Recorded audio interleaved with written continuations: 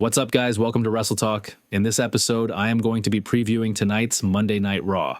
One of the things I'm looking forward to is the Rhea Ripley, Liv Morgan, and Dominik Mysterio storyline.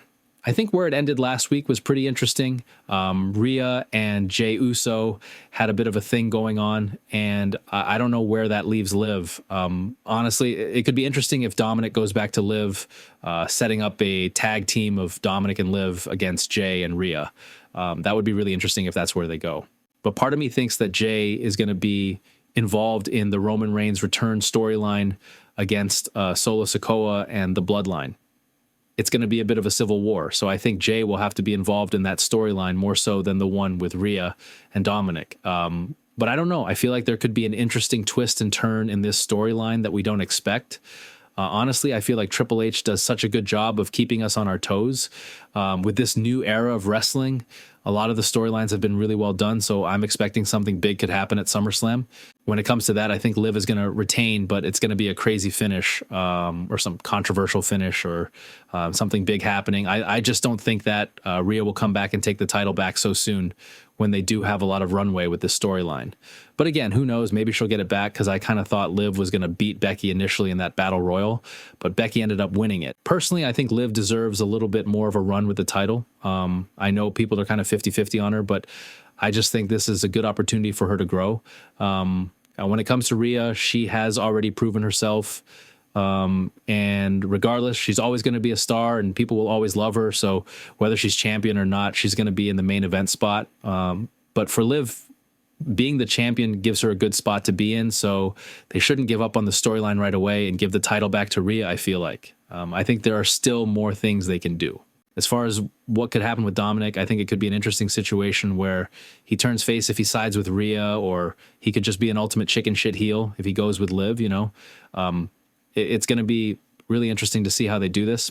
Speaking of the Judgment Day, you know who I really like right now? Damien Priest. He's starting to really impress me, and I think a lot of people are getting on board with him too.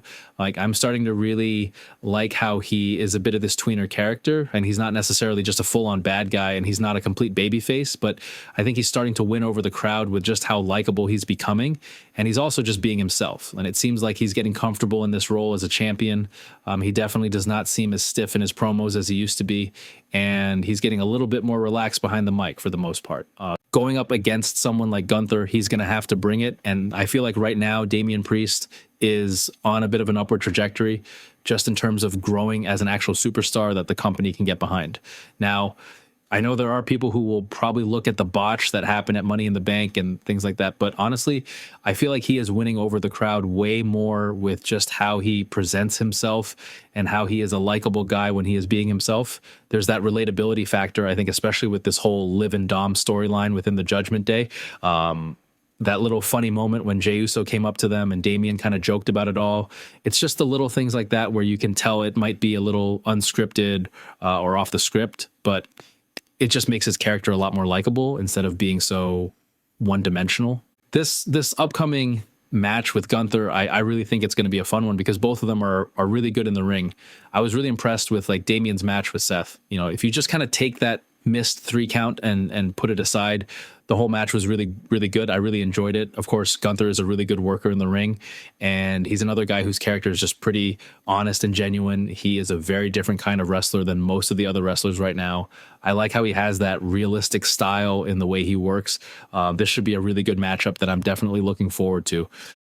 And now, of course, I'm looking forward to the Drew McIntyre and CM Punk storyline. I still really enjoy it, and adding in Seth Rollins is a pretty cool wrinkle. When you have these 3 guys who are such experienced veterans of the business and you just let them do their thing, you get the really cool storytelling that they've been showing. When or if they all eventually get in a match together, whether it's a triple threat or something like that, it's going to be so good. Like I think it's going to be incredible to see Seth and CM Punk possibly face off against each other. But I also think that the inevitable Drew versus Punk standoff is going to be epic to watch. Honestly, I feel like Drew might have to win because CM Punk has gotten the best of him in a lot of ways, but we'll see how that goes. I do think that the storyline has been really well stretched out, and I'm glad it's going on as long as it has because all 3 of these guys are just really entertaining, and there's legitimate history with all of them. That's what makes this so great, especially for me with Punk and Seth. I feel like there's this underlying real sense of tension between the two. And anytime you have that in a storyline, like, it makes it so interesting and it makes it feel real. And you might think it's real because you don't know if what they said was part of the script or if they really meant it. That kind of stuff is so fun to watch. And I'm just going to enjoy being along for the ride for this one.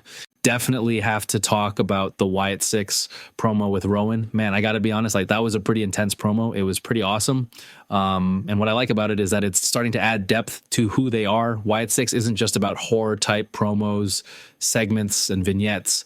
There's actual heart to what they do, revolving around Bray, of course. Cutting these promos adds a layer of character building. It's somewhat similar to how Mankind or Mick Foley cut those promos with the Mankind character, creating a sense of backstory and informing the audience of who he was. I'm still curious about the Wyatt Six and if maybe Alexa Bliss is going to come into the picture, because she and Bray had that really cool thing when they were teamed up together. Right now, Nikki Cross is there as Abby, right? And there's history between Alexa Bliss and Nikki Cross. So I think there's going to be something coming up, hopefully. We also have to talk about the Bo Dallas segment with Chad Gable. It looks like Chad Gable is going to be the person that the Wyatt Six goes up against. I'm still curious if the Alpha Academy is going to have like a bigger role in the story. Right now, it looks like the Creed brothers are going to be aligning with Chad Gable. Their first match might be the Wyatt Six against Chad Gable and the Creed brothers. There could be some interference or a segment with Alpha Academy where Chad Gable might be forced to save them or something like that. It was interesting to see Bo in a character where he's just laughing as they beat him up, and then the Wyatt Six show up.